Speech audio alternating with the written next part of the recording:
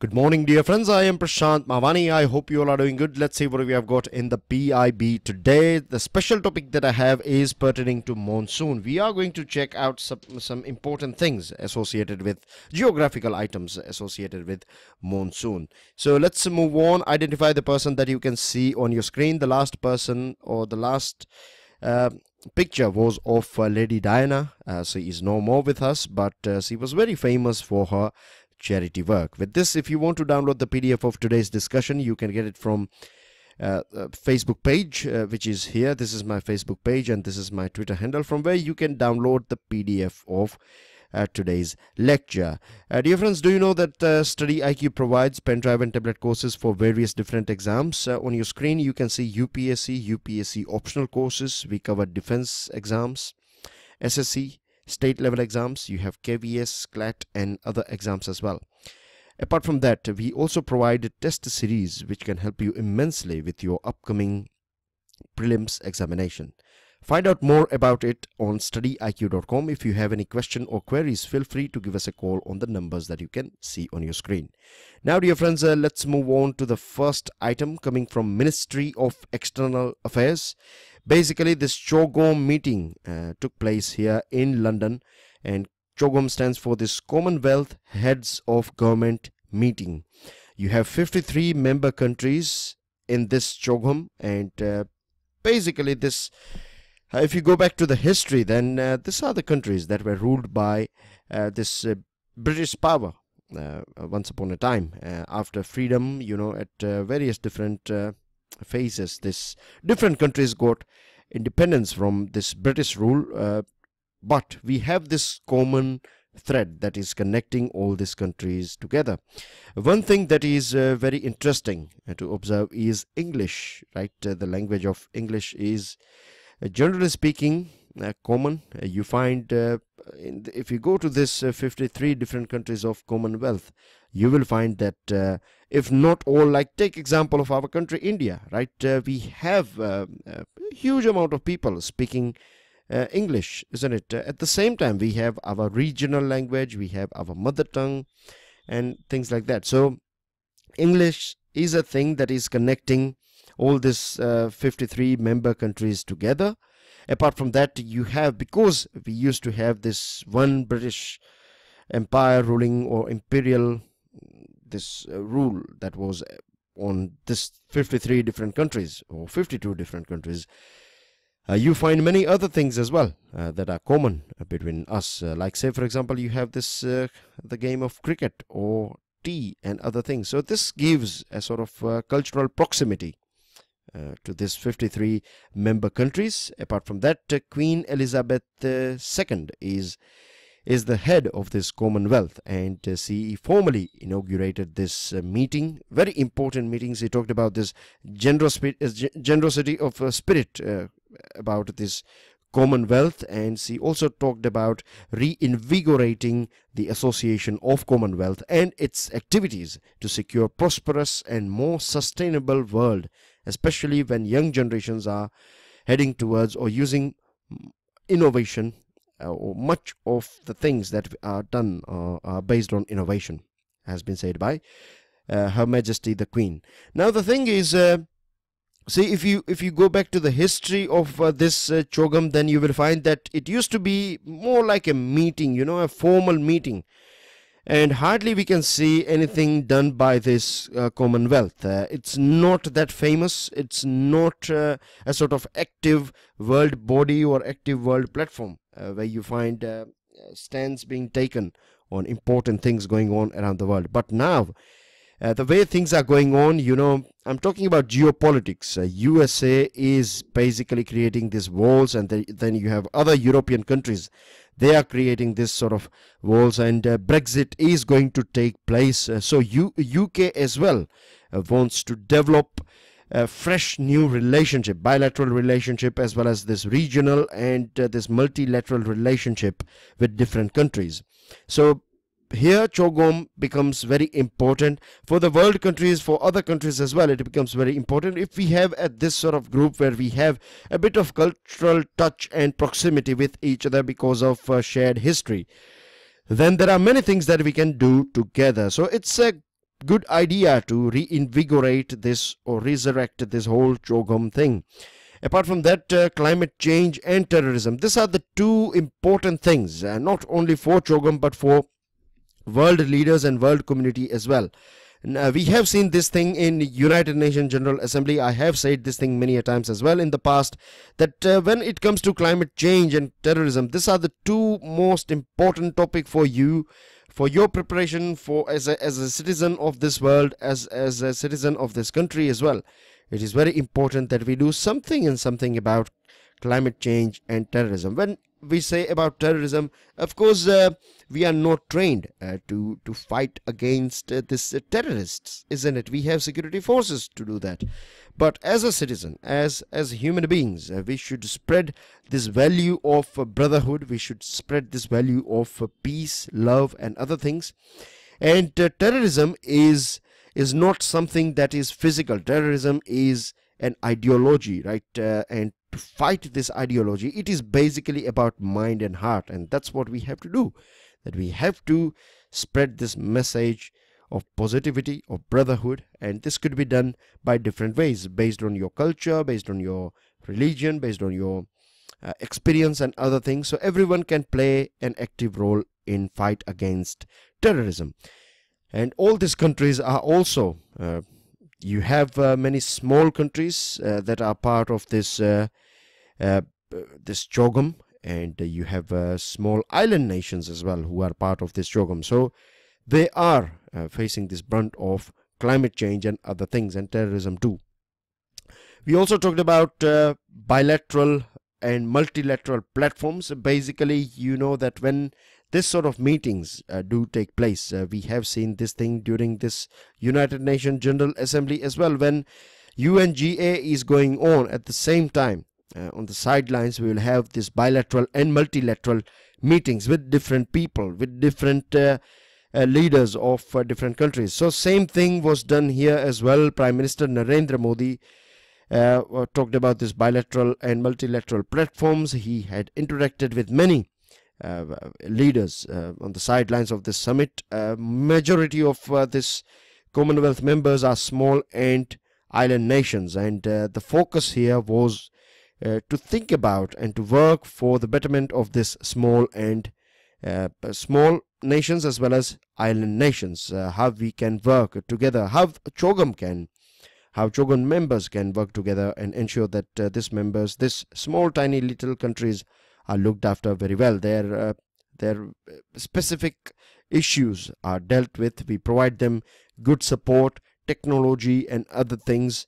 So this is something that will work as a soft power, as well as this is going to work as a base for this CHOGM. That's what I think. In future, if we want to make sure that CHOGM becomes a strong group, then we need these bigger countries. You have Australia, India, you have New Zealand, you have UK and other countries. So all these countries together can support these tiny nations and small countries, and with the help of that we can sort out the problem, and it can reinvigorate this whole group. Now that's basically everything about it. They have this leaders of CHOGM, they have said or they have basically nudged this thing. They want Prime Minister Narendra Modi to take a lead, India to take a lead and reinvigorate and refuel this CHOGM. Moving on to another item. This is again associated with our Prime Minister's visit to London. Over there he engaged with our Indian diaspora with this Bharat Ki Baat Sabke Saath program. This was held in Westminster's Central Hall, that is in London. And here Prime Minister talked about many important things. Now remember, I'm not talking about a BJP leader. I'm talking about Prime Minister of India. And the things that Prime Minister of India said are official things. Many of the things are personal as well, but that is not flavored with political speeches. It is more about his personal interaction, and we have to accept it's not about supporting any political party. As a teacher, I am clarifying this thing because I don't want to give out this sort of indication to anyone that I'm supporting this party or that party. Not at all. That is not me. But I have to clarify this thing, that when we talk about Prime Minister, please don't see him just as as a leader of BJP, see him as the leader of our nation, a leader of 125 crore people. And that's what he has said, and that's how it works, right? There are fine lines, or this is just a shade. You have to pick up this shade. You have to develop this vision of identifying this shade, like when Narendra Modi is performing as a prime minister and when he is performing as a BJP leader. Most of the times during political rallies, rather than being a prime minister, he would be acting as a leader of Bharatiya Janata Party. But this sort of interactions and this Mann Ki Baat program as well is more about prime minister and not about a BJP leader. So I hope things are clear to you now. Now he talked about Uri attack. He talked about national health protection, Ayushman Bharat mission, basically NHPM.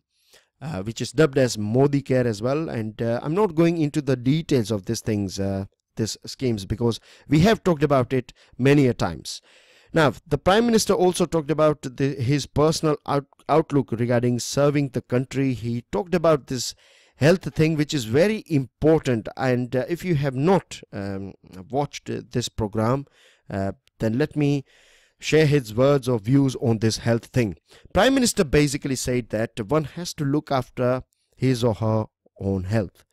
He said that you get the color of your skin, your hair, your anatomy, your other things from your parents. But when it comes to health, you have to maintain your own health. No one else can do that for you. So make sure you take out time to do or you look after your health, eat right, sleep right, and other things, exercise, yoga, whatever fancies you, you can do that thing.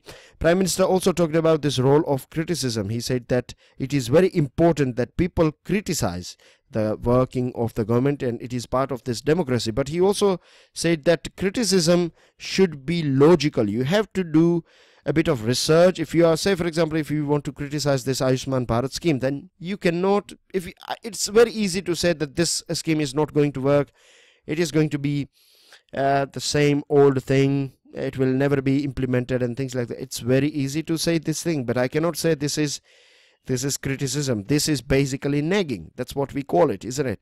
But when I say criticism, I will come out with some analysis why this scheme, what are the things that can go wrong with it, what are the things that are going wrong, and things like that. And when I say these are the things going wrong, a person who is genuinely concerned about adding value, who is genuinely concerned about improving things, then he or she will provide some inputs as well, suggestions as well. And this is what I personally believe, not Prime Minister Modi. Prime Minister talked about these things, that you should do analysis and research, and then you should talk about, and then your criticism is valid. But I would say that adding or providing a bit of solution is definitely a complete circle. And that's how you as well, if you are, say for example, I have seen this thing many a times when I come out with a special video lecture. I came out with this lecture on electoral bonds. I came out with a lecture on cash crunch as well in our country. And I have seen many students, they are just talking about BJP and this person is going to eat away the country and things like that. This is all rubbish. This indicates the state of your mind, how your education has been, what have you been studying so far. You are preparing for competitive exam, particularly UPSC and this sort of exams in which you are going to face your interview, and look at your behavior. So this sort of students, I believe they are never going to make it because they have still not refined themselves, right? It is about refining yourself. Can you imagine yourself that you become an officer and you are being given a mic or a place where you have to speak something, and if this is the language, this is the way you are speaking, then you are not representing the government of India. You are going to be in service for next 30 years, and you have to be more refined, more gentle, more logical, more analytical. These are the qualities that they look in you, right? At the same time, you should be sensitive enough, and other things are also there. Anyways, so these things are very important, dear friends. With this, he talked about this electrifying every household, and you can understand this thing that we used to have in 2015 18,000 villages. Now we have got 150 to 175 villages. They don't have electricity. Living without electricity is basically living in 18th century. You won't have access to mobile phones, television, radio, other things. Apart from that, your necessity things or items of necessity like a fan, light, other things, if you don't have it, then your productivity will be down as well, and this will hamper your development. And there are many pockets in our country. They are still living in 18th century life, but thank God to this Saubhagya scheme, electricity connection is been provided to them on mission mode, and hopefully everyone will be provided with electricity in near future. Apart from that, Prime Minister also talked about Bhagwan Basaveshwara. He's talked about his struggle or his work done towards improving democracy, women empowerment, social conscience. He talked about Beti Bachao, Beti Padhao, and he also talked about this gifts that he used to get as a Chief Minister of Gujarat. And what he did with this gift is basically he used to auction them, and somewhere around 100 crore plus rupees were collected by auctioning these items, and this were donated for education of daughters and education of particularly daughters, and then whatever money was left with him, he handed over to these drivers and peons of Gujarat government. So this is how our Prime Minister has worked so far. With this, dear friends, a warning has been issued by National Disaster Management Authority, warning particularly for Western India. Basically, we are going to see this high waves, right? Waves as high as 2 to 3 meters. These are called high energy swell waves, and they are going to be there for in the western coast, particularly Lakshadweep and Western India, and this is coming from National Disaster Management Authority. Then later on it will reach Bay of Bengal, but things are going to be all right. It's going to be less intense when it will reach Bay of Bengal, so just be careful if you are nearby. India, we had a bilateral meeting with German Chancellor Angela Merkel. Prime Minister Modi held talks with bilateral talks with the German Chancellor, and this is how we have worked. And this was earlier on, it was said that Prime Minister was going to go for a two-leg visit for to this United Kingdom and Sweden, but later on this Germany was added as well, because whilst coming back from this UK, he thought that he would have a stopover in Germany, and from there he can head towards this India. So this indicates, this quick decision of conducting this bilateral talk indicates a cordial relationship between India and Germany. We do share indeed a very cordial relationship. Apart from that, 12th Civil Services Day was celebrated in our country, and Venkaiah Naidu talked about this important thing, very important. The thing is, many a times you find Venkaiah Naidu comes out with some rock solid things that helps a lot with your preparation. Here he talked about this conception and implementation. Now we know that on paper, on table, we have many important schemes and many important things, isn't it? And we read them, when we think about it, we find that yes, this is going to change my country forever. But when it comes to implementation, we see there is a huge gap between what we plan and what we are doing, and this is something, this gap can be reduced by civil servants. They are the ones who are implementing all these important projects and important schemes, and they can play an active role in doing this thing as well. So he has urged, and again we were talking about this civil services. I gave you a bit of hint here and there. And remember, 30 years, once you join any government services, you are going to be there for roughly 25 to 30 years. So innovation is a thing, honest introspection, how you can improve your own work. Forget about those days when everything will be all right, or everything will, sab chalta hai kind of attitude, that do whatever you want, no one is going to check you. All things are going to change. Trust me, things are different now. I have many students, many people whom I know who are working with government at present, and I know it for sure that things have changed. And it's not just the new recruits. I'm talking about people who have spent nearly 15-20 years in services, different services. So I know that there is a sort of drastic change in the way things are going on, and in future, infusion of technology and other things are going to change the way we work, particularly in government. So make sure you are aware and prepared about this thing. Moving on to another item, Ujjwala Divas was celebrated. We have talked about this LPG Panchayat, so I'm not going into the detail of this thing. It is basically about creating awareness amongst the people to use clean fuel. Now, you know it very well when you use this wood and other items, how harmful it is for environment as well as for a woman's health. So Ujjwala Divas is celebrated, and Ujjwala Panchayats are conducted in different states. We are going to cover 8 crore households by 2020 under this Pradhan Mantri Ujjwala Yojana. Right, and 8 crore basically means 8 into 5, roughly speaking, 40 crore people will be given this clean, they will have at their home clean fuel for cooking, and this is going to change the life of particularly women in their household. Now moving on to our special topic, it is about monsoon.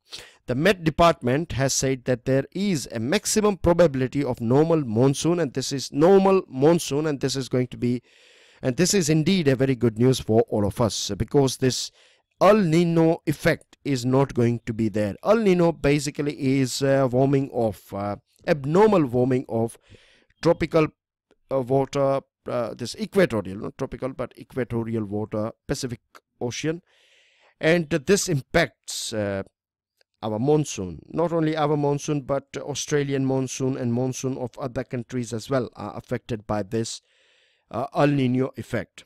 Now, this is a good news, no doubt, but that does not mean that we can sit down and we can waste our time. Not at all. The thing is, even if we are going to have a normal monsoon, we will see this temporal variation across the nation. We will have some areas through which or they will face this flood situation. At the same time, we will have areas that will feel this drought situation. So we cannot leave it as it is. We have to work towards it, and we can build these tanks and other things. We'll talk about it as well. Now the thing is, due to climate change, we have seen this pattern of monsoon and rainfall has changed too. I have gave you this example many a times that pre-monsoon showers and post-monsoon showers are becoming more and more intense, and the other showers or this proper spell that you get in this June to September has weakened. So this sort of things are taking place. Now the other thing is, just like El Nino, you have other thing called La Nina. Now La Nina, what happens is it is abnormal cooling of the water of Pacific, and this basically helps our monsoon and Australian monsoon and other things, other places. But this is not going to be there at present. So far what we know about this La Nina this year, we are not going to find it. So this is the thing. The other thing is Indian Ocean Dipole. Now what Indian Ocean Dipole is all about, you have this Western Indian Ocean, that is this African portion, and then you have this Eastern Indian Ocean, that is this Australian, Indonesia, and that sort of portion of Indian Ocean. So what happens is when this western waters are warm, then water of this monsoon will be negative for our country, and when eastern waters are warm compared to this western water, basically dipole means you have in west, you have, if you have hot water here or warm water, then in east you have cool water. So this is the difference. This is what we call dipole. So when you have hot here, it is going to be not good for our monsoon, but when you have cool here and hot here, waters I'm talking about, then it will be beneficial for our Indian monsoon. And this year it is said that in the second half we are going to see a situation where western waters of Indian Ocean will be warm. So this is going to be a bit difficult for us. So now it is the time that we talk about this drip irrigation. We start our work on digging out ponds and lakes, setting out these pipelines and solar pumps and other things, so that we can transport water from surplus area to deficit area, and we can manage this. Just in case if we find this, we will find this variation, but we can manage droughts and other things, and this will provide us with a culture as well to think about and plan about water. That's everything in today's discussion. These are your answers, these are your questions, and with this, dear friends, again, don't forget to check out studyiq.com. Thank you very much for listening. Jai Hind.